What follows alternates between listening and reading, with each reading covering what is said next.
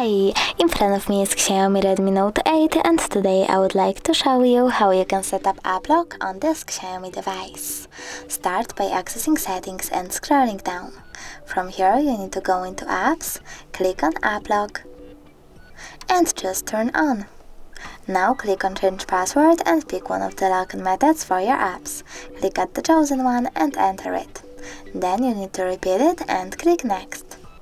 If you want to add your Mi account, go into sign in and add, but I don't want to, so I can click not now over here, or wait 5 seconds and click on it again. If you want to lock all of those apps, just click on use app lock, but I don't want to, so I have to click on them and tap use app lock then.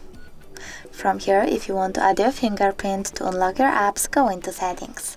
But I don't want to, so I will go with cancel, and now I can finally select apps that I want to lock. So I will go to with gallery and, for example, AliExpress. So those two apps are now locked. If I go back and try to access one of them, I guess that pattern is now required. Thanks so much for watching. If you enjoyed this video, leave a like, comment and definitely subscribe.